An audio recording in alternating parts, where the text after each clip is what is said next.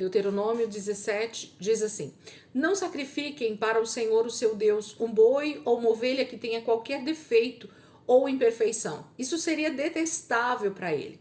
Se um homem ou uma mulher que vive numa das cidades que o Senhor dá a vocês for encontrado fazendo o que o Senhor, o seu Deus, reprova, violando a sua aliança e desobedecendo ao meu mandamento, e estiver adorando outros deuses, prostrando-se diante deles, ou diante do sol, ou diante da lua, ou diante das estrelas do céu, e vocês ficarem sabendo disso, investiguem o caso a fundo. Se for verdade, ficar comprovado que se fez tal abominação em Israel, levem o homem ou a mulher que tiver praticado esse pecado à porta da sua cidade e apedreje-o até morrer. Pelo depoimento de 2 ou 3 testemunhas, tal pessoa poderá ser morta, mas ninguém será morto pelo depoimento de uma única testemunha. As mãos das testemunhas serão as primeiras a proceder à sua execução, e depois as mãos de todo o povo. Eliminem o mal do meio de vocês. Se para os seus tribunais vierem casos difíceis demais de julgar, sejam crimes de sangue, litígios ou agressões, dirijam-se ao local escolhido pelo Senhor, o seu Deus, e procurem os sacerdotes levitas e o juiz que estiver exercendo o cargo na ocasião. Apresente-lhes o caso e eles darão a vocês o veredito. Procedam de acordo com a decisão que eles proclamarem, no local que o Senhor escolher. Tratem de fazer tudo o que eles ordenarem. Procedam de acordo com a sentença e as orientações que eles derem a vocês. Não se desviem daquilo que eles determinarem para vocês, nem para a direita, nem para a esquerda. Mas quem agir com rebeldia contra o juiz ou contra o sacerdote que ali estiver no serviço do Senhor, terá que ser morto. Eliminem o mal do meio de Israel. Cleuzinha, graça e paz. Isso, obrigada, amore. Assim todo o povo temerá e não ousará mais agir com rebeldia. Se quando entrarem na terra que o Senhor, o seu Deus, dá a vocês, tiverem tomado posse dela e nela tiverem se estabelecido, vocês disserem: queremos um rei que nos governe, como tem todas as nações vizinhas. Tenham o cuidado de nomear o rei que o Senhor, o seu Deus, escolher. Irmãos israelitas, não coloquem um estrangeiro como rei, alguém que não seja israelita. Esse rei, porém, não deverá adquirir muitos cavalos, nem fazer o povo voltar ao Egito para conseguir mais cavalos, pois o Senhor disse a vocês: jamais voltem por este caminho. Ele não deverá tomar para si muitas mulheres, se o fizer, desviará o seu coração. Também não deverá acumular muita prata e muito ouro. Quando subir ao trono do seu reino, mandará fazer num rolo para o seu uso pessoal uma cópia da lei que está aos cuidados dos sacerdotes levitas. Trará sempre essa cópia consigo e terá que lê-la todos os dias da sua vida, para que aprenda a temer o Senhor, o seu Deus, e a cumprir fielmente todas as palavras desta lei e todos estes decretos. E isso fará que ele não se considere superior aos seus irmãos israelitas e que não se desvie da lei nem para a direita nem para a esquerda. Assim prolongará o seu reinado sobre Israel, bem como o dos seus descendentes. Então, o capítulo 17, ele é uma sequência, na verdade, do 16, que vem falando das festas. E aí ele termina o capítulo 16 falando sobre a questão da idolatria e pedindo para que Israel, Moisés falando, né, para que eles realmente temam o Senhor, que eles não abram mão, né, de adorar somente ao Senhor, porque a idolatria no meio deles traria então todo tipo de rebeldia, todo tipo de pecado, todo tipo de rebelião contra Deus, e isso traria prejuízos, né? Isso traria com certeza maldições para a terra, para Canaã mesmo, né? Então a gente vem olhando para Moisés falando com essa nova geração aqui no livro de Deuteronômio, e ele está relembrando tudo aquilo que ele já passou para a geração anterior, e então trazendo a memória dessa nova geração para que eles cumpram aonde? Cumpram na terra que eles estão prestes a tomar posse. Então a lembrança de Moisés aqui a respeito da lei e de tudo que eles devem cumprir ali em Canaã tem a ver com uma frase que a gente poderia deixar para nós aqui. Nós estamos prestes a tomar posse da terra que o Senhor tem prometido para nós. E diante dessa terra, e estando nessa terra, e tomando posse daquilo que Deus tem preparado para nós, nós precisamos guardar o nosso coração, guardar a nossa mente, santificar a nossa vida, obedecer os mandamentos e as leis de Deus. Para quê? Para que nós possamos permanecer neste lugar. Então Israel está sendo lembrado, essa nova geração está sendo lembrada de que para eles usufruírem dessa terra que o Senhor prometeu dar a Abraão, Isaque e Jacó, que deu essa promessa para todos eles e que eles estão já vendo com os seus olhos, porque o Jordão está diante deles, eles já estão vendo a terra de Canaã e eles sabem que eles vão mais dia menos dias tomar posse dessa terra e tudo aquilo que Deus prometeu, que é uma terra que emana leite e mel, que é uma terra de prosperidade, que tudo que eles precisam já está pronto ali, essa terra está à disposição deles, mas eles vão precisar ouvir a voz do Senhor, eles vão precisar cumprir os mandamentos do Senhor, eles vão precisar ser fiel à aliança, fiel ao casamento com o Senhor, né? Essa aliança tem a ver com esse casamento que Israel está fazendo com o Senhor, lá de Êxodo ainda, né? Então, Moisés está lembrando que existe uma aliança feita pelo Senhor com o seu povo, mas que a parte do povo é a mais importante, porque Deus, ele não vai deixar de cumprir a sua parte, a gente sabe disso. Deus vai cumprir todas as promessas que ele fez a Israel, a gente não tem dúvida. Assim como a gente não tem dúvida hoje, como igreja, de que Deus vai cumprir todas as promessas que ele fez na palavra. Eu, pelo menos, não tenho dúvida de que tudo aquilo que Deus deixou na palavra, ele vai cumprir fielmente para aqueles que realmente temem, para aqueles que amam o Senhor, para aqueles que decidem, né, ter um relacionamento com ele, amar o Senhor de todo o coração. Então, a palavra ela é muito clara para nós quanto a promessas e quanto, na verdade, também as consequências do pecado, né? Então, tudo está descrito. E Moisés, então, está lembrando eles. A idolatria vai trazer problema para vocês se vocês permitirem. E aqui, então, no 17, ele começa falando sobre eles realmente matarem, né? Acabarem com a vida de uma pessoa que, de alguma maneira, trouxerem a idolatria para o meio deles. Por que isso, gente? Porque não havia meio termo. Eu venho falando isso já algumas aulas. Essa questão de Deus falar mate, apedreje essa pessoa, é porque não haveria outra pessoa, ou não haveria outra possibilidade de acabar com o problema se não fosse dessa forma. Por quê? Vou dar um exemplo prático. Uma pessoa que cometesse um crime, uma pessoa que cometesse um pecado mortal ali em Israel, não havia uma cadeia pública, não havia uma cadeia privada para pôr a pessoa presa ali e alguém ficar cuidando daquela pessoa dentro da cadeia. Então você imagina que Deus está dizendo assim, ou vocês vivem de forma correta como sociedade, como povo, como nação, ou então vai virar uma anarquia. A anarquia é justamente um tipo de sistema onde cada um faz o que bem entende, sem pensar no próximo. Então isso é a chamada anarquia, né? Então, isso aqui tá uma anarquia. Por quê? Porque cada um faz o que quer e as consequências a gente tem que absorver, né? Todo mundo. Então, a anarquia talvez seja o pior dos sistemas que pode existir, né? Por quê? Porque cada um faz o que quer e todo mundo sofre as consequências. Então, ninguém quer isso. E Deus não queria isso para Israel. Por que ele não queria isso para Israel? Porque, na verdade, aquele era o povo que ele estava escolhendo para ser o exemplo para todas as outras nações e automaticamente isso deveria ser a missão de Israel. Assim como a missão da igreja também é a mesma, sermos exemplos de verdadeiros cristãos, para que o mundo conheça Jesus. Então, como é que o mundo, as outras nações conheceriam o Deus verdadeiro? Através de Israel.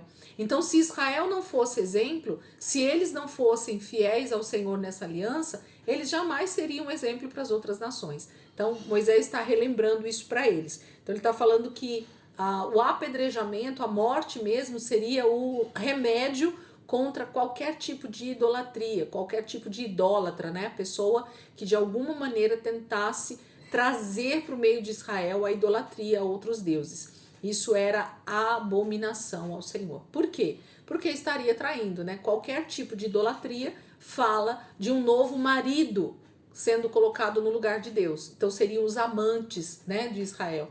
Então a palavra vai falar bastante sobre isso no Velho Testamento. A gente vai ver muito essa palavra sendo usada, né? Você se prostituiu, você adulterou. Essas duas palavras são muito usadas em todo o Velho Testamento e às vezes a gente não entende essa terminologia que os profetas estão usando, que o próprio Deus está usando quando ele vai falar com Israel, porque a gente não volta para a raiz, que é essa questão da aliança do casamento, né? Então Deus está fazendo um casamento com Israel. E dentro desse casamento, marido e mulher precisam ser fiéis. Quando uma das partes trai a outra parte, ela é chamada ou de prostituta, no caso da mulher principalmente, né? Ou de adúltero e adúltera, né? No caso do homem ou da mulher. Então, qualquer uma das partes que trai a outra, ela tem essa conotação de traição, de amante mesmo, né? E Israel, infelizmente, ao longo dos anos, nós vamos caminhando aí dentro do Velho Testamento, a gente vai ver que eles fizeram muito isso. Então Deus vai falar muito sobre prostituição e sobre adultério no Velho Testamento, e é sobre isso que ele está falando. A sua noiva, a sua esposa, está traindo, mas era para apedrejar, tirar o mal pela raiz, mas eles vão negligenciar isso também.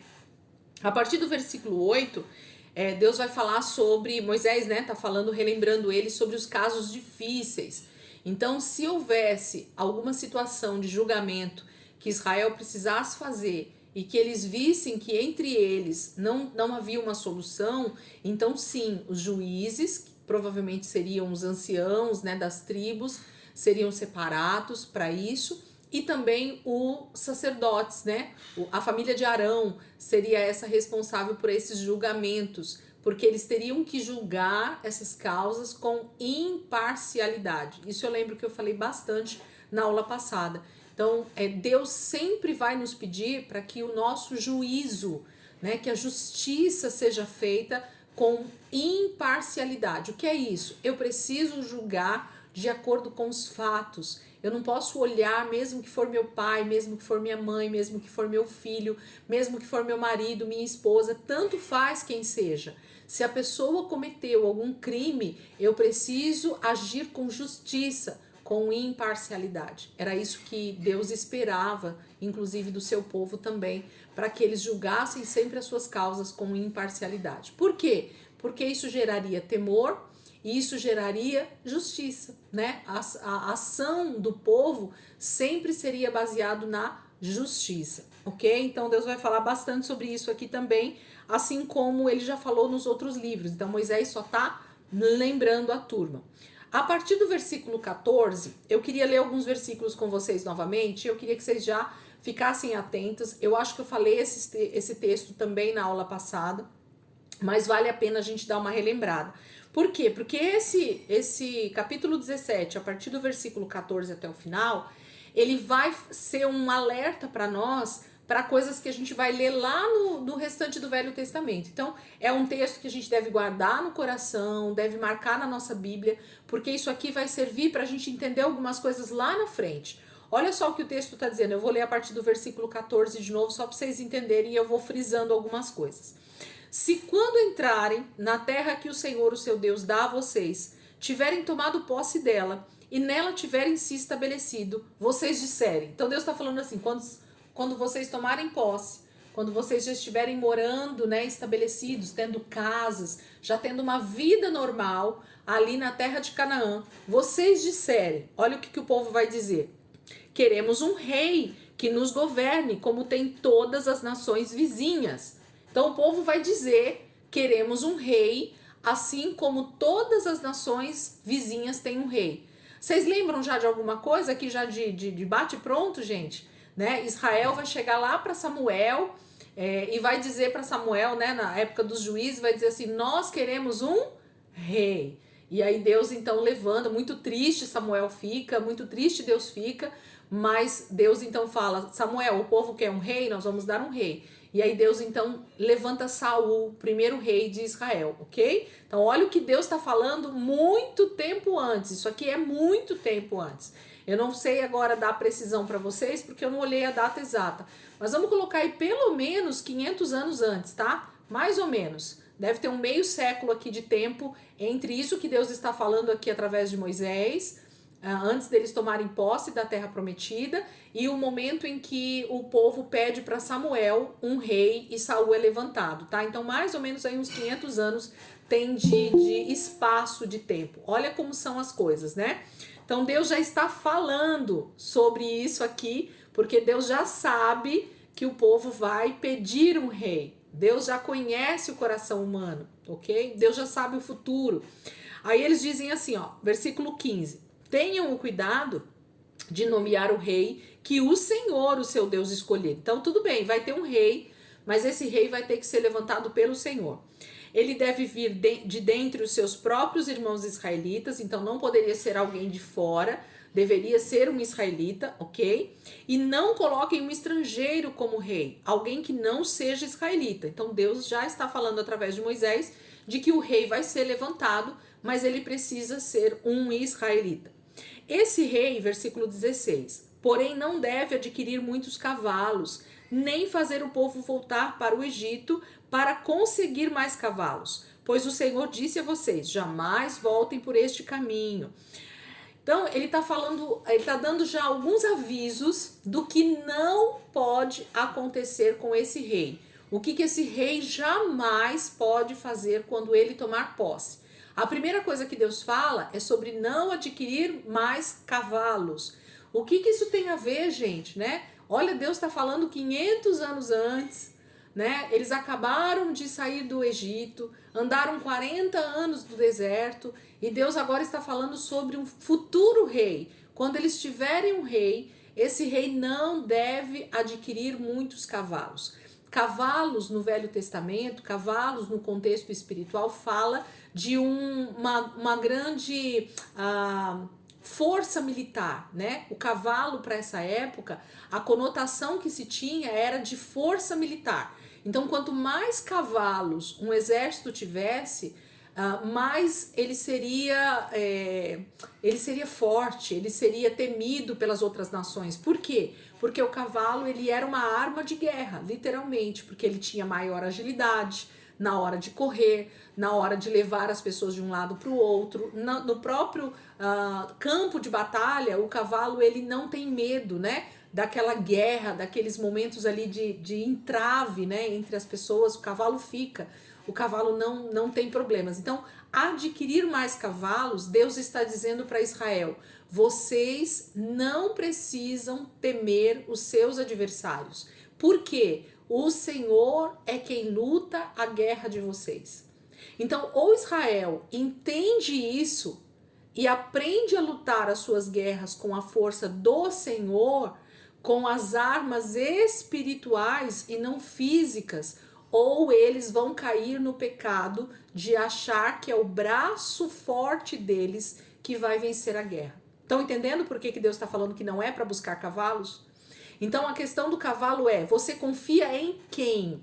Lembra o versículo, acho que é de Jeremias, né? Nunca lembro os endereços, gente. Eu lembro o texto, ele vem na minha mente rapidamente, mas eu não lembro o endereço. Uns confiam em carros, outros em cavalos, mas nós confiamos no Senhor.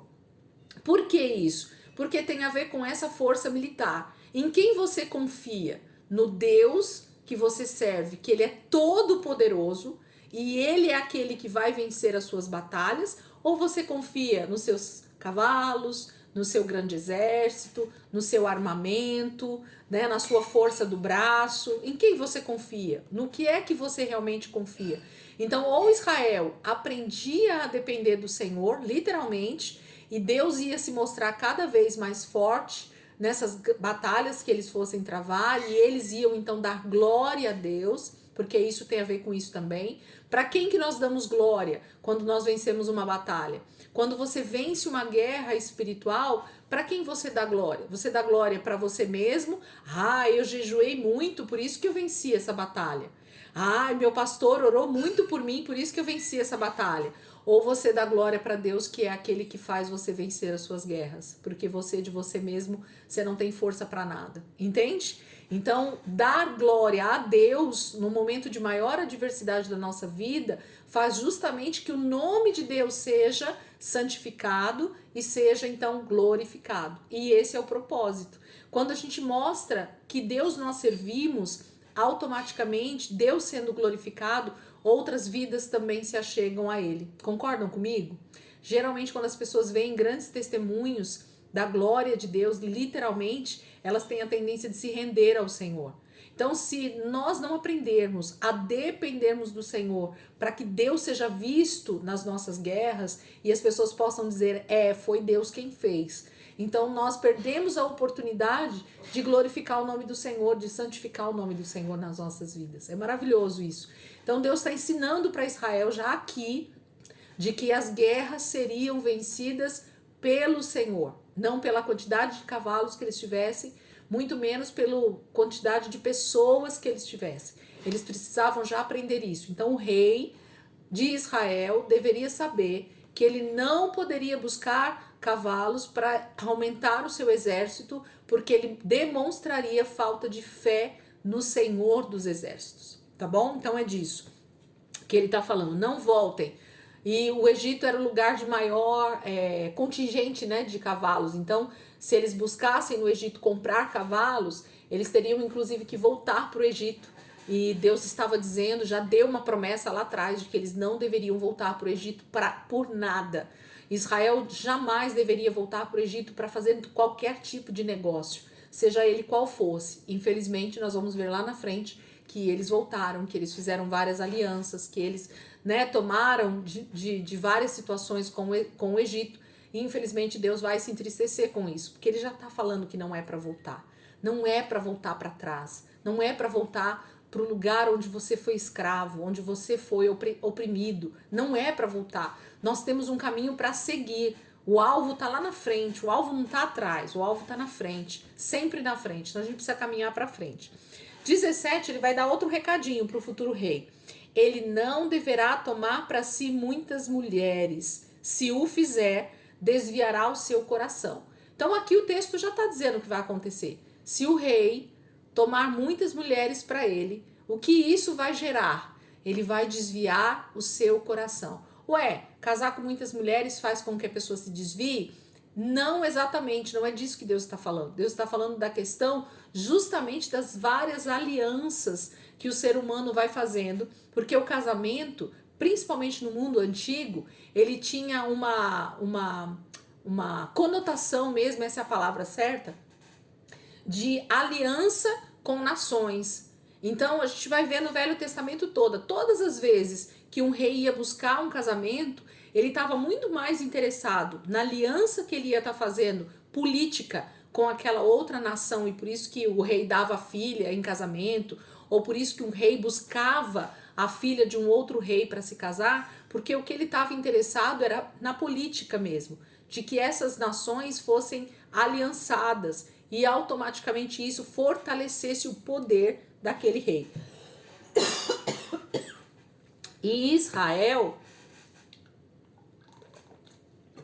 jamais poderia fazer alianças com outras nações. Por quê?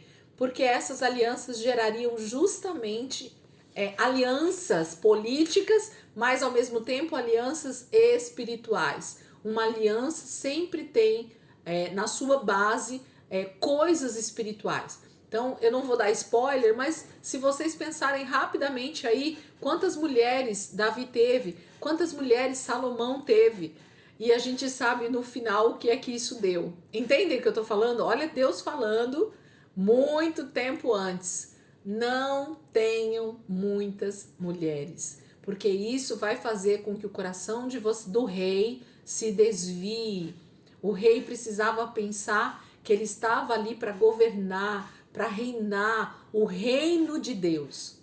Então o rei precisava estar mais importante, estar mais interessado na aliança que ele tinha com Deus, e então governar, reinar para aquele povo ser justo, próspero, né? Ter essa justiça social no meio de Israel, do que pensar em si mesmo e nas políticas e no poder que ele pudesse ter através dessas alianças com outras nações, né, através de novos casamentos. Então Deus já está falando isso aqui, por isso que eu quis frisar. Também não deverá acumular muita prata e muito ouro. Mesma coisa, gente. Fala pra mim, uma pessoa que é muito rica confia em quem? No dinheiro dela ou em Deus? Né? Então, imagina um rei de Israel, ele precisava confiar na prosperidade que vinha de quem para a vida dele? De Deus. Né? Então, Deus tem problema com o dinheiro? Não, Deus não tem problema com o dinheiro. Ele nos dá e pode nos dar muito, porque é tudo dele. O que ele está dizendo é que o rei não deve acumular para si riquezas, porque o problema está no poder. Entende? Então o rei precisava estar mais preocupado com outras questões do que acumular riquezas para dizer eu tenho todo o poder, eu sou o todo poderoso. E geralmente é isso que acaba, gente, com uma pessoa que está no poder. Quanto mais dinheiro, quanto mais poder você vai dando para uma pessoa, mais ela vai se achando dona do mundo e Deus. É isso que faz o ser humano achar que ele é Deus. Porque ele tem tanto poder, tanto poder financeiro, tanto poder político, tanto poder social, que ele vai achando que ele é o dono do mundo. Então os grandes impérios, eles realmente ruíram em algum momento da história. Quando você vai olhar para isso, tudo tem a ver com isso, com poder financeiro, poder político e muitas mulheres no meio do caminho. Então quando você olha, tem essas três coisas que estão inseridas ali. E aí esse grande imperador, esse grande governante, esse grande rei, esse grande político, esse grande estrategista, né, que geralmente ele vai em algum momento sucumbir mesmo, porque ele vai tomar atitudes totalmente erradas, por achar que ele é Deus. Esse é o grande problema. Então, não deve acumular nem muita prata, nem muito ouro. Quando subir ao trono do seu reino, mandará fazer um rolo para o seu uso pessoal, versículo 18. Uma cópia da lei que está aos cuidados dos sacerdotes levitas. Olha outra coisa que o rei deveria fazer, de bate pronto. Tomou posse, tá lá, né, reinando, faz uma cópia da Torá, da lei, dos mandamentos. E quantas vezes ele deve ler, gente? Olha lá no versículo 19. Trará sempre essa cópia consigo e terá que lê-la todos os dias da sua vida. Para quê? Para que aprenda a temer o Senhor, o seu Deus, e a cumprir fielmente todas as palavras desta lei e todos estes decretos. Por quê? Versículo 20. Isso fará que ele não se considere superior aos seus irmãos israelitas e que não se desvie da lei, nem para a direita, nem para a esquerda. Assim, prolongará o seu reinado sobre Israel, bem como dos seus descendentes. Olha que maravilha. Deus já falou que qualquer rei precisa fazer em Israel. Ele precisa temer o Senhor. Ele precisa conhecer muito bem a lei do Senhor. Ele não precisava conhecer a constituição do seu país, literalmente. Ele precisa conhecer a lei de Deus. É a lei de Deus que vai reger o reino de Deus. Então, Israel era o reino de Deus na terra. Então, o reino de Deus, ele tem uma constituição, ele tem uma lei. Qual é? A Torá. Entende? Então, o rei de Israel deveria conhecer fielmente toda a lei e os mandamentos do Senhor para que ele cumprisse isso de maneira fiel e que então Israel fosse governado segundo o padrão de Deus. Vocês sabiam que muitas das leis que nós temos na nossa Constituição, a Constituição dos Estados Unidos, a Constituição da Inglaterra, todos esses grandes países que a gente conhece, muitas leis elas são baseadas na Torá. Quando você vai olhar a lei mesmo em si, você percebe quanta similaridade ela tem com a palavra de Deus. Isso é maravilhoso. Por quê? Porque em algum momento alguém realmente foi lá para a palavra de Deus e conseguiu extrair vários princípios poderosos e colocou isso na lei, porque é o que faz com que uma sociedade seja justa, seja boa de se viver, né? Tenha uma política bacana, tenha uma vida social de muita igualdade, de muita compaixão e ao mesmo tempo uma lei rígida para que as pessoas vivam bem em sociedade. Isso é maravilhoso. Então, ele já está falando que o rei precisa ter uma cópia e ser um leitor assíduo dessa lei todos os dias. Ele não poderia deixar um dia sequer de olhar para a Torá, de ler, de meditar na lei do Senhor. Assim como Josué vai falar, né? Medita na lei do Senhor de dia e de noite. Era esse o posicionamento daquele que realmente deseja temer o Senhor de todo o coração. Então, se a gente quer hoje temer a Deus, se a gente quer realmente ser pessoas mais parecidas com Jesus, essa é a receita. Confiar em Deus, ter uma aliança com o Senhor, meditar na palavra. A gente já sabe que é isso que fortalece, é isso que traz a nossa vida realmente rendida a Deus, é isso que faz com que a nossa vida prospere em todos os aspectos da nossa vida. Quando a gente negligencia isso, a gente já sente a diferença no nosso dia a dia. Isso é algo palpável, né? A pessoa que negligencia a vida com Deus, ela automaticamente já sente isso nas suas decisões, no seu dia a dia, né, no seu comportamento, na forma das suas emoções, das suas reações, né? Tudo é regido pela nossa carne quando não é regido pela palavra, quando não é regido pelo Espírito. Amém? Vamos para o capítulo 18, meninas? Faltam 12 minutos, mas dá para a gente dar uma adiantada aqui, aí eu fecho e depois abro novamente. Maiara, graça e paz, querida, você foi entrando aí, eu nem consegui falar. Deus abençoe, né? Deuteronômio, capítulo 18. Vamos seguir? Deuteronômio, capítulo 18. Seguindo aqui. Os sacerdotes levitas e todo o restante da tribo de Levi não terão posse nem herança em Israel. Viverão das ofertas sacrificadas para o Senhor, preparadas no fogo, pois esta é a sua herança. Não terão herança alguma no meio dos seus compatriotas. O Senhor é a sua herança, conforme lhes prometeu. Quando o povo sacrificar um novilho ou uma ovelha, os sacerdotes receberão a porção devida, a espádua, a queixada e o estômago. Vocês terão que dar-lhe as primícias do trigo, do vinho e do azeite, e a primeira lã da tosquia das ovelhas, pois de todas as tribos o Senhor, o seu Deus, escolheu os levitas e os seus descendentes para estarem na presença do Senhor e para ministrarem sempre em seu nome. Se um levita que estiver morando em qualquer cidade de Israel desejar ir ao local escolhido pelo Senhor, poderá ministrar em nome do Senhor, o seu Deus, à semelhança de todos os outros levitas que ali servem na presença do Senhor. Ele receberá uma porção de alimento igual à dos outros levitas. Além disso, ficará com o que receber, com a venda dos bens da sua família. Quando entrarem na terra que o Senhor, o seu Deus, dá a vocês, não procurem imitar as coisas repugnantes que as nações de lá praticam.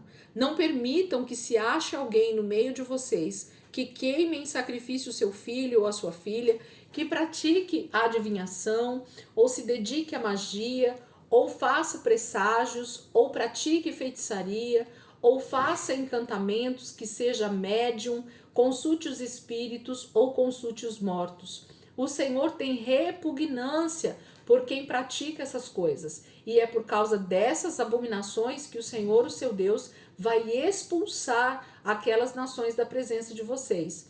Permaneçam inculpáveis perante o Senhor, o seu Deus. As nações que vocês vão expulsar dão ouvidos aos que praticam magia e adivinhação, mas a vocês, o Senhor, o seu Deus, não permitiu tais práticas. O Senhor, o seu Deus, levantará do meio de seus próprios irmãos um profeta como eu. Ouçam-no, pois foi isso que pediram ao Senhor, o seu Deus, em Horebe, no dia em que se reuniram, quando disseram: não queremos ouvir a voz do Senhor, do nosso Deus, nem ver o seu grande fogo, senão morreremos. O Senhor me disse: eles têm razão. Levantarei do meio dos seus irmãos um profeta como você. Porei minhas palavras na sua boca, e ele dirá a vocês tudo o que eu lhe ordenar. Se alguém não ouvir as minhas palavras, que o profeta falará em meu nome, eu mesmo lhe pedirei contas. Mas o profeta que ousar falar em meu nome alguma coisa que não lhe ordenei, ou que falar em nome de outros deuses, terá que ser morto. Mas talvez vocês se perguntem: como saberemos se uma mensagem não vem do Senhor? Se o que o profeta proclamar em nome do Senhor não acontecer nem se cumprir, essa mensagem não vem do Senhor. Aquele profeta falou com presunção, não tenham medo dele. Capítulo 18, a gente tem 3 assuntos, né, diferentes aqui. Moisés está lembrando, a gente não pode esquecer disso. É um resumo bem grande dos Êxodo, Levítico, Números, né? Então a gente tem aí vários assuntos dentro de um mesmo capítulo. Então ele começa falando no capítulo 18 sobre a questão da herança da tribo de Levi. Então a gente já sabe que a tribo de Levi não tinha nem herança de terras, nem herança de propriedades, nem nenhum tipo de herança. Eles viveriam literalmente espalhados em todo Canaã, toda a terra de Canaã. Em cada uma das tribos, das terras das tribos, eles dariam, né? A gente leu isso lá em Números. Eles dariam uma parte da sua terra, do seu território, para as famílias da tribo de Levi. Então essa era a propriedade deles. Jamais seria tirado deles isso. Eles poderiam morar ali sem pagar um centavo, vamos dizer assim, né? Eles não tinham obrigações civis. Eles viveriam inclusive das primícias, dos dízimos, como a gente já viu. Então Israel era obrigado a cuidar por princípios da tribo de Levi, de toda a tribo de Levi, né? De todas as famílias que fossem da tribo de Levi. Então eles tinham esse direito como herança, porque o próprio Israel, ao invés de ser uma grande nação de sacerdotes, decidiu virar para Deus. Ali para Moisés, é isso que ele está lembrando, lá no Horebe, lá no Êxodo 19, a gente falou bastante já sobre isso. Eles escolheram um profeta para falar em nome deles com Deus. Então Israel decidiu que sempre alguém estaria intercedendo por eles diante de Deus. Então por isso que sempre Deus vai levantar algum profeta, alguém na frente de Israel, para estar então realmente sendo esse intercessor. Então por isso que Moisés está lembrando eles disso. Então os levitas deveriam ser cuidados por todas as outras tribos de Israel. Eles não teriam herança alguma. E os dízimos e as primícias seriam o seu salário, seriam o seu sustento em todos os sentidos. Vocês veem que aqui, versículo 4 do capítulo 18. Vocês terão que dar-lhes as primícias do trigo, do vinho e do azeite, e a primeira lã da tosquia das ovelhas, pois de todas as tribos o Senhor, o seu Deus, escolheu os levitas e os seus descendentes para estarem na presença do Senhor e para ministrarem sempre em seu nome.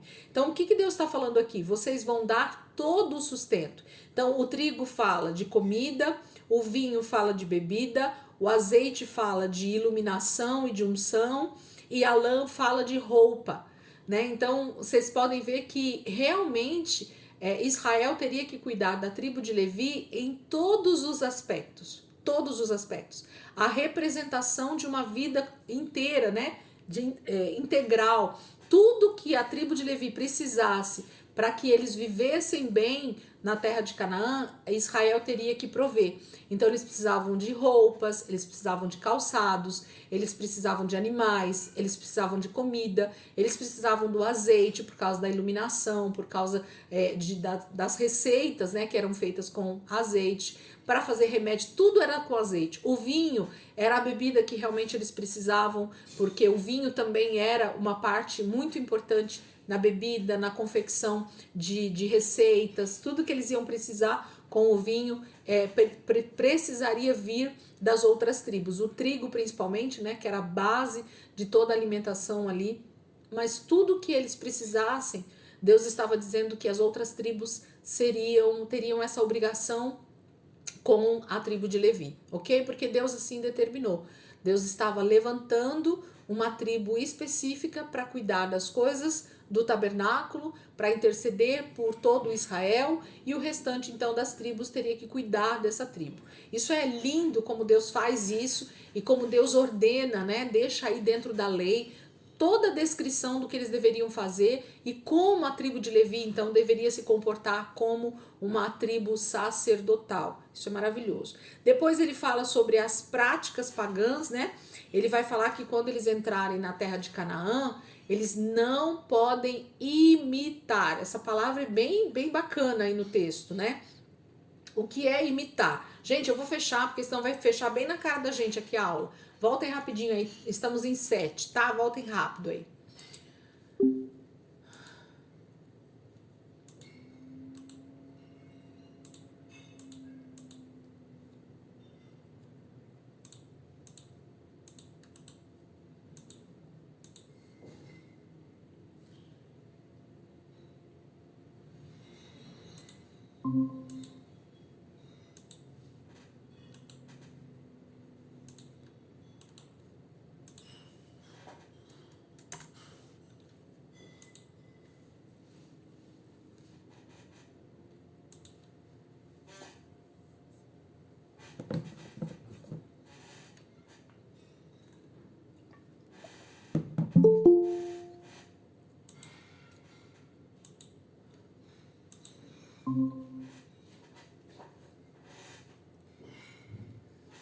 Vamos lá. Legal que vocês voltaram rapidinho. Vamos lá. Então, o que que tem aqui para nós, né? Então ele vai falar sobre essa questão da imitação. Então, Deus não vai usar essa palavra de forma aleatória, tá? Isso é realmente o que Deus está dizendo. Quando a gente olha para uma pessoa, para uma nação, para um povo, para uma seita, para uma religião, para o meu pai, para minha mãe, você gera automaticamente algum tipo de imitação. Então, todos nós, de alguma maneira ou em alguma proporção, imitamos alguém, ok? Por isso hoje a gente chama isso de influencer, por isso que a gente chama hoje isso de seguir alguém nas redes sociais, né? Isso tudo tem a ver com uma imitação que o ser humano tem a tendência de fazer. Então, sempre a gente tem a tendência de estar sempre seguindo alguém em alguma prática, em alguma atitude, em algum comportamento, em alguma fala. Vocês podem ver que quanto mais a gente segue uma pessoa nas redes sociais, ou quanto mais a gente convive com uma pessoa, você começa a pegar até o jeito dessa pessoa, você começa a pegar o jeito de falar dessa pessoa, você começa a usar as gírias que essa pessoa usa, sim ou não? Né? Filhos geralmente têm a tendência não só da questão do DNA, né? Tem a questão da convivência mesmo. Começa a falar igual o pai, igual a mãe, né? Igual os irmãos. E se tem atitudes, comportamentos ruins, acaba também copiando, né? A gente sempre fala aquele ditado aí, né? Me diga com quem você anda que eu te direi quem tu és. Então, isso tudo tem a ver com imitação. Então, nós temos a tendência, como seres humanos, naturalmente, tá? Isso tá impregnado em nós, na nossa natureza. Por isso que eu tô falando que Deus não está falando isso à toa, ok? Deus está nos alertando sobre algo que é natural do ser humano. Então, nós temos uma maneira de viver, de ser, de nos comportarmos, que é essa questão de imitarmos, olharmos para outra pessoa e então seguirmos, imitarmos o que ela faz. Então, Deus deseja que a nossa imitação seja baseado nele, seja baseado nesse comportamento que o próprio Deus vai nos ensinar. Por isso que uma das disciplinas espirituais, que é a disciplina da contemplação, ela vai falar desse momento em que você fica ali realmente olhando para a natureza, que você fica olhando para a palavra, que você fica olhando para a beleza de tudo que Deus criou, e isso faz com que você então cada dia mais deseje imitar esse Deus que te criou, deseja ser parte do que Deus fez, né? E a gente imite ele, né? Paulo vai dizer, sede meus imitadores como eu sou de Cristo. Percebe que a palavra, ela não é outra. Paulo usa justamente essa questão da imitação. Por quê? Porque a gente tem a tendência de olhar para a pessoa e então ver nela um espelho, ver nela alguém que eu posso seguir, que eu posso fazer, tanto positivamente quanto negativamente. Então Deus está alertando o seu povo de que eles não imitem as coisas repugnantes que as nações de lá praticam. Gente, essa questão de que as nações de lá praticam, coloca um grifo aí na tua Bíblia, ou circula, porque o que Deus vai realmente proibir de Israel fazer, isso desde o Êxodo, ele já vem falando isso não é à toa. Deus já sabe quem está lá em Canaã. Deus conhece as nações que moram na terra de Canaã e nas circunvizinhanças. Deus sabe todas as nações que já estão vivendo na terra e de como o pecado ele tem se alastrado, ele tem realmente aumentado, ele tem feito com que os seres humanos até aqui que já haviam nascido e que estavam vivendo, o quanto eles eram contrários à palavra de Deus, o quanto eles eram contrários à vontade do Criador, o quanto eles eram tomados pela sua carnalidade, pela carne, pelo pecado que habitava neles. Então, quando você vai olhar as práticas dessas nações que viviam em Canaã, dos cananeus, dos jebuseus, dos girgaceus, dos heveus, dos hititas, todas essas 9 nações que viviam ali em Canaã, elas tinham práticas repugnantes, porque eram coisas realmente terríveis que o ser humano fazia. Deus cita algumas aqui, ou ele cita uma principal, né? Ele vai falando algumas coisas aqui, ele vai dizer, não permita, versículo 10, que se ache alguém no meio de vocês que queime em sacrifício seu filho e sua filha. Então ele está falando dos amonitas, se não me engano, e dos moabitas, que faziam sacrifícios de crianças para Moloque. Então isso era uma prática natural, ok? Isso era natural para aquelas nações. Então Deus já via essas práticas acontecendo diariamente na terra. O ser humano matando o seu próprio filho, sua própria filha, para uma divindade, para um demônio. E isso continua acontecendo desde que o mundo é mundo. As pessoas continuam imitando as práticas repugnantes das nações que vivem na terra. Isso não mudou. Mas Deus estava dizendo para Israel, quando vocês entrarem na terra que eu estou dando para vocês, que vocês tomarem posse dela, não imitem essas nações. Vocês vão precisar destruir, expulsar essas nações. Porque se elas ficarem perto de vocês, o que vai acontecer? Nós falamos isso um pouquinho lá atrás, no começo de Deuteronômio. Gente, quando a gente permite conviver com pessoas que têm práticas contrárias à palavra de Deus, nós temos a tendência ou de levar essa pessoa a se converter dos seus maus caminhos através das nossas práticas de justiça, ou o contrário também é verdadeiro. Se eu me deixar levar por essa pessoa que está próxima de mim e que ela faz abominação ao Senhor, que ela pratica coisas totalmente erradas, eu também vou me desviar. Então só tem esses 2 caminhos. E Deus estava dizendo, como eu sei que vocês não têm o Espírito dentro de vocês, vocês estão mortos espiritualmente, até que Jesus venha, vocês estão mortos espiritualmente. Não adianta querer conviver com o pecado. Entende por que Deus está falando que eles teriam que expulsar?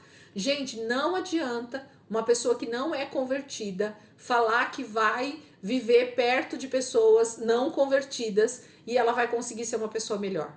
Isso é impossível, espiritualmente falando, ok? Porque como nós estamos mortos espiritualmente, é impossível que eu consiga praticar justiça, que eu consiga ser guiada pelo Espírito se eu não tenho o Espírito habitando dentro de mim. Então eu só vou conseguir ser forte o suficiente para converter uma pessoa ao Senhor se eu realmente sou nascida de novo. E mesmo assim eu preciso tomar muito cuidado, ser guiada pelo Espírito, porque senão eu vou ser levada também a pecar contra Deus. Então é isso que Deus está falando, não imitem essas práticas. Ele vai falar assim, eles gostam de adivinhação, eles gostam da magia, eles gostam de presságio, eles gostam da feitiçaria, eles gostam de encantamento, eles são médiuns, eles consultam os espíritos dos mortos. Entende? Então ele vai falar de algumas práticas que essas pessoas faziam e que eram totalmente contrário à vontade de Deus. E tudo isso aqui está ligado diretamente à idolatria e à adoração a outros deuses. É isso. Então, todas essas práticas dessas nações, elas estavam voltadas para as divindades que eles adoravam. Então, a maioria das imagens dos deuses que essas nações adoravam era a prática de tudo isso aqui, que dava a adoração a essas divindades, que dava a adoração a esses deuses. Então fazia com que eles cada dia mais se afundassem nessa lama de pecado, de abominação, de repugnância que Deus está falando aqui, por causa dessas divindades que cada dia mais pediam, e a gente sabe que por trás disso tudo existem demônios. Satanás e seus anjos estão ali justamente para tirar toda adoração que deveria ser para Deus, toda a glória que deveria ser dada a Deus. Então Satanás deseja para ele, por isso que ele vai levar o ser humano à idolatria, à feitiçaria, a tudo isso que Deus está falando que ele abomina na sua palavra. Nas práticas, né? O ser humano foi feito para adorar a Deus e somente a Ele, né? Não deveria ter nenhum outro tipo de adoração, de prática de adoração que não fosse ao próprio Deus. Então, ele vai falar no finalzinho aqui do versículo 12, no 13 já, ó. Permaneçam inculpáveis perante o Senhor, o seu Deus. Que não se ache culpa, Israel, em vocês, porque vocês estão sendo avisados, vocês estão sendo ensinados. Então, quando Paulo vai dizer lá em Romanos que nós somos indesculpáveis diante de Deus, porque toda a natureza ela mostra a glória de Deus, isso está lá em Romanos 1, vai falar sobre isso. Deus já deixou em sua palavra tudo o que nós precisamos saber a respeito de quem ele é, a respeito do que ele deseja, a respeito daquilo que ele abomina, a respeito daquilo que ele vai fazer, a respeito daquilo que ele tem de promessas para nós. Tudo que nós precisamos saber está escrito na palavra de Deus. Deus já deixou para nós. Agora, quando a gente não lê a palavra, quando a gente não medita na palavra, quando a gente não conhece a palavra e pratica aquilo que é abominação diante de Deus, nós nos tornamos culpados, porque está tudo escrito. Então não tem desculpa para nós, infelizmente, não tem desculpa para nós hoje. Então praticar o pecado tem a ver com ser indesculpável, porque você tem todo o ensino que você precisa dentro da palavra. Você só não segue porque você é rebelde, porque você é pecador, porque você é alguém que está totalmente voltado para a tua carne do que para as coisas do Espírito, porque está tudo aqui escrito para nós.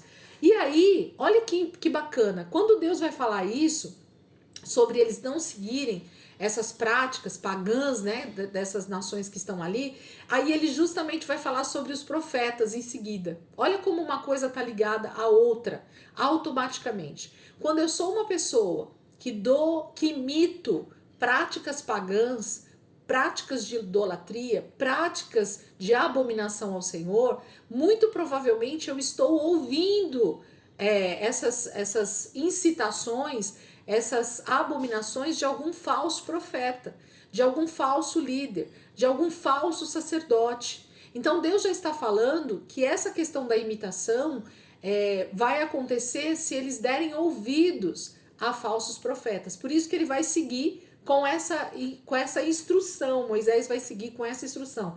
Ele vai dizer a partir do versículo 14 assim, ó: as nações que vocês vão expulsar dão ouvidos aos que praticam magia e adivinhação, mas a vocês o Senhor, o seu Deus, não permitiu tais práticas.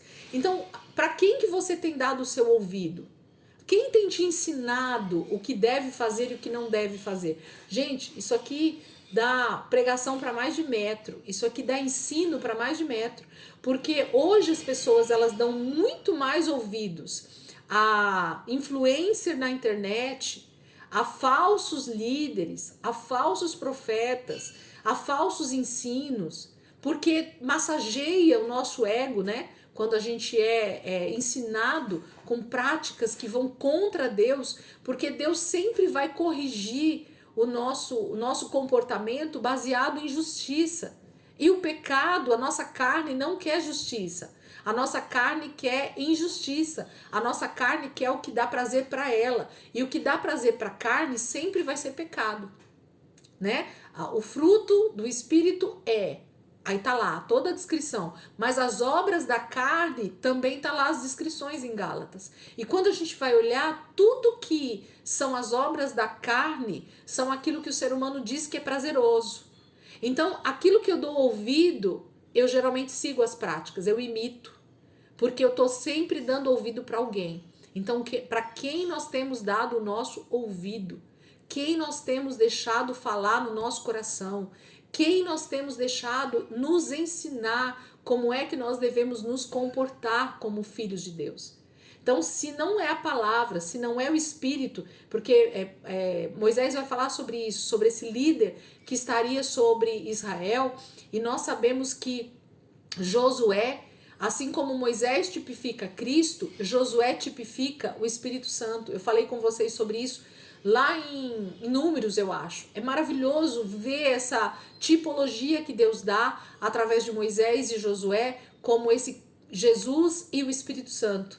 Então, esse novo profeta que Deus vai dar para Israel a partir da morte de Moisés, que é Josué, ele vai tipificar o Espírito Santo. Então, é disso que ele está falando aqui no texto. Olha o que ele vai falar. Versículo 15.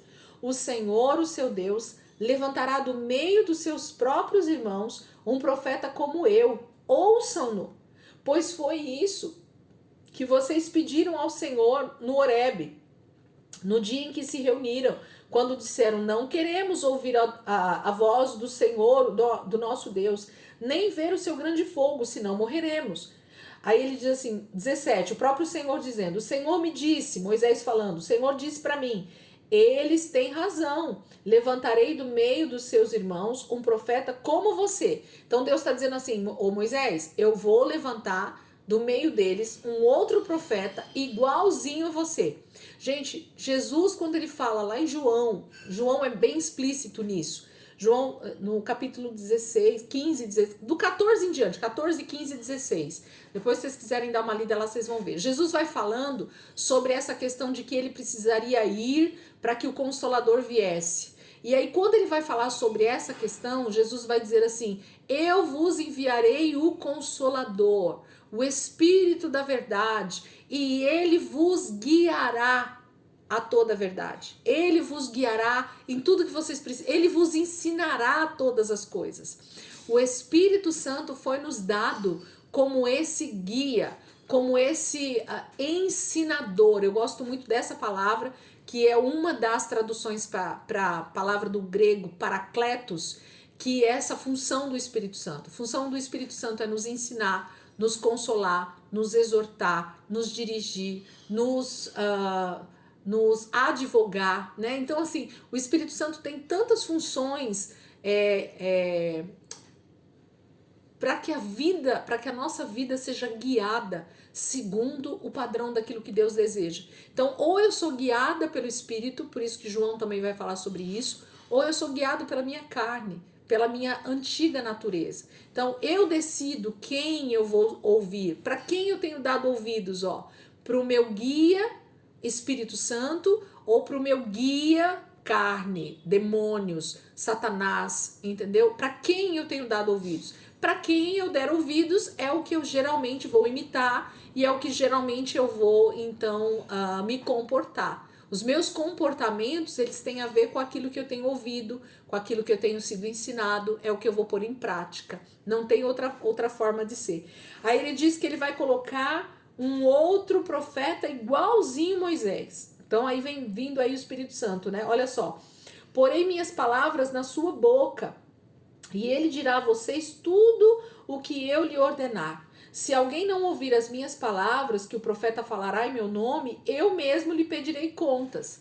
Então, se a gente não dá ouvidos para quem Deus levanta para falar conosco, que aí nesse caso ele está falando de forma bem explícita que é o Espírito Santo, se eu não dou ouvido para o Espírito Santo que habita dentro de mim, que é o próprio Deus habitando dentro de mim, e eu prefiro dar ouvidos para vozes externas, para líderes que às vezes estão nos levando a cometer realmente erros, e eu não estou falando de ninguém em particular, eu estou dizendo quando a gente dá ouvidos a muitas vozes, quando eu prefiro que outras pessoas falem na minha vida do que a própria palavra, do que o próprio Espírito Santo, quando eu não tenho um relacionamento com Deus, para que Deus fale ao meu coração, me ensine a sua palavra, eu estou delegando a outros aquilo que o Espírito Santo está pronto para fazer. Por que eu quero outro mestre? Por que eu quero outro professor, outro ensinador, que não é o Espírito Santo, no lugar dele, ao invés de ter esse relacionamento com a palavra e com o Espírito e ouvir diretamente dele? Ele não vai me deixar errar. Ele não vai me deixar fazer algo que contraria a palavra. Eu vou estar sendo guiada de forma correta. Mas o ser humano quer, né? Quem ouviu a minha pregação sobre somos todos sacerdotes, a gente sempre quer o Moisés, né? No lugar de nos relacionarmos com Deus, a gente sempre quer um profeta, né? Alguém falando na nossa vida, não, ora você, não, ora por mim, não, jejua aí por mim, não, profetiza aí pra mim o que eu tenho que fazer. Não, gente, tá tudo na palavra, tá tudo diante do Senhor. O Senhor tem prazer em nos ensinar. Então ele vai falar que ele vai pôr sobre Israel também esse profeta, né? Deus vai levantar esse profeta para ensinar o povo como é que ele deve andar. Segue ele. Aí olha o que ele termina no capítulo, gente. Isso aqui é tremendo. Versículo 21.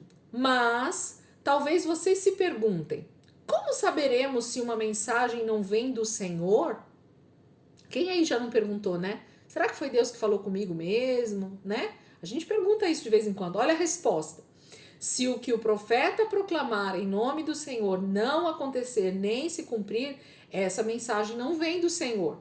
Aquele profeta falou com presunção, não tenham medo dele. Na verdade, Deus está dizendo assim, é fácil, muito fácil, de reconhecer um falso profeta.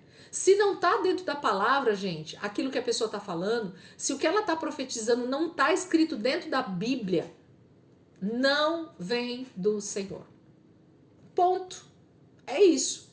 Então, toda profecia que ela não está baseada no próprio texto bíblico, ela precisa ser provada pela palavra.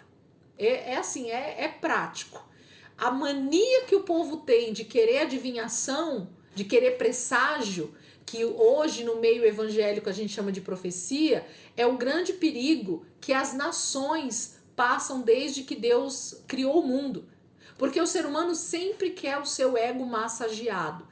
Então eu sempre quero ouvir uma palavra que me traga algum tipo de alento, algum tipo de conforto, algum tipo de consolo. Eu nunca quero ser corrigido, porque quando é correção, não veio de Deus não. Isso aí é do diabo.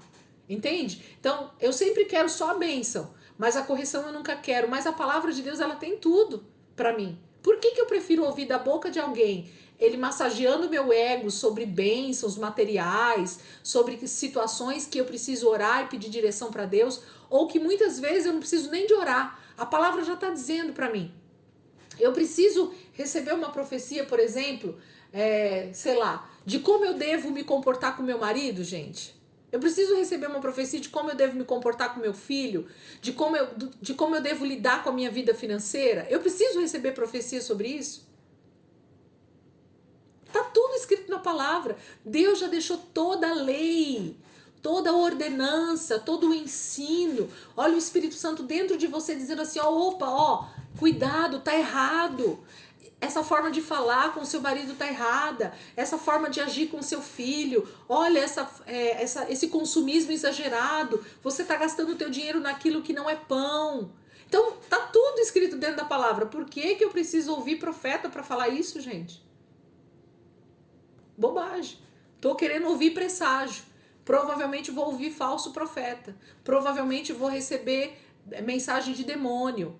Entendeu? E aí tá achando ainda que tá recebendo profecia de Deus. Muito cuidado.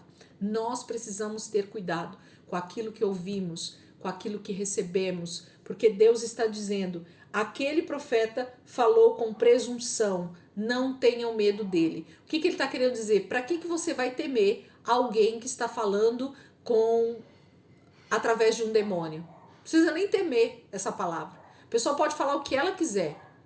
Não vai acontecer. Por quê? Porque não vem da parte de Deus. Porque eu estou alicerçado, arraigado no Senhor. Então você pode falar o que você quiser, profeta. E você vê que ele deixa a palavra profeta, né? Porque é um falso profeta. Então a pessoa não deixa de ser um profeta. Porque a palavra profeta tem a ver com trazer uma mensagem, trazer uma declaração, trazer uma palavra que se diz da parte de Deus. E aí a gente pode pôr entre aspas, né?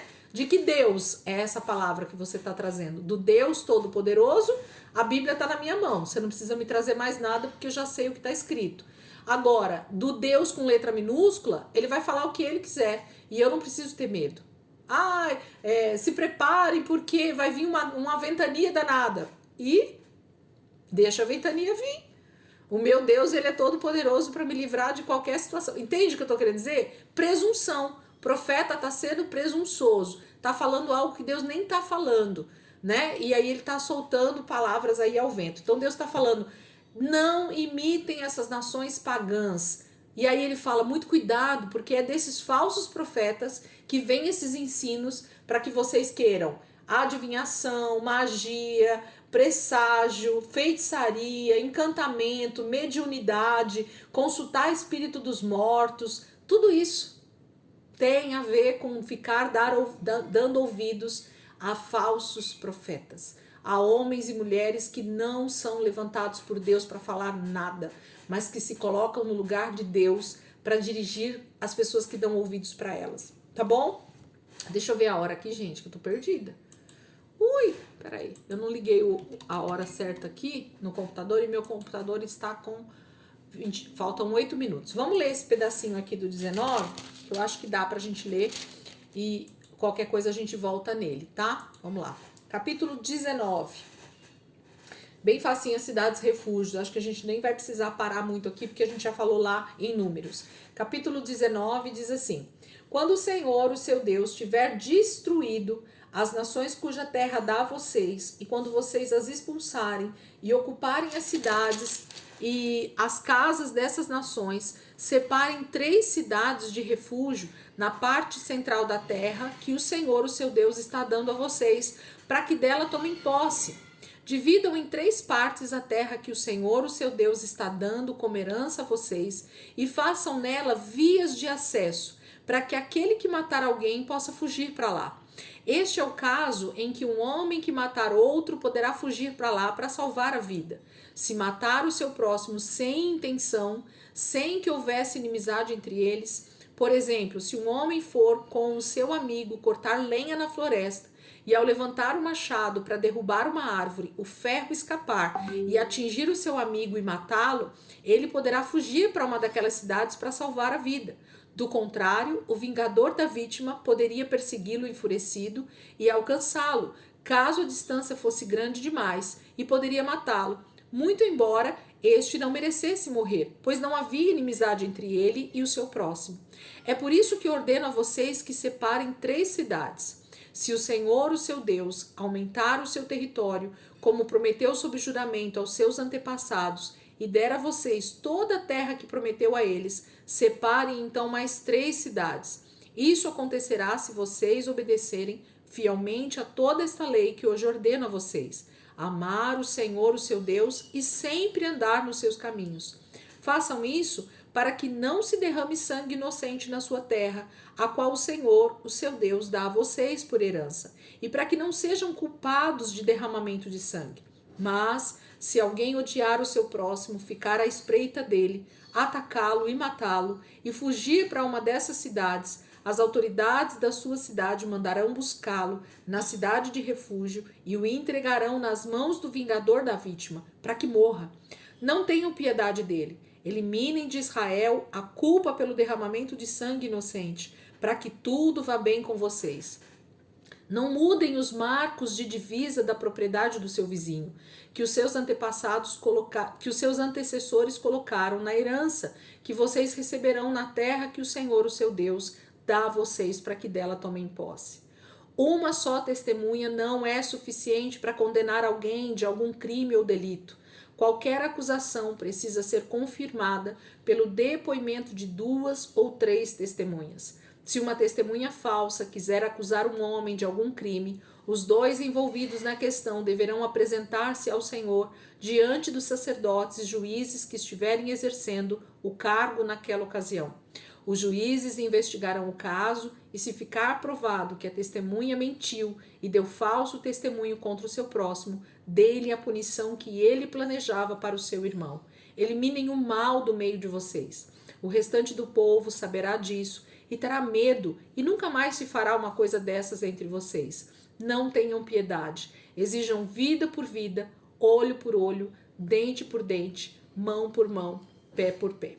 Amém? Então, capítulo 19 vai falar sobre essa questão de que eles precisavam ser justos, né?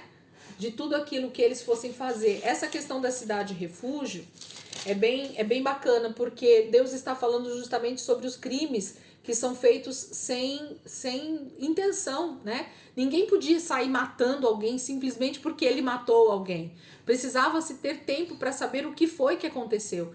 Isso fala de um julgamento justo, de se buscar realmente provas, de se saber o que aconteceu antes de sair matando alguém. Então, Deus preza tanto pela vida, literalmente, Deus sempre vai prezar pela vida, que ele vai pedir para que eles construam cidades refúgios.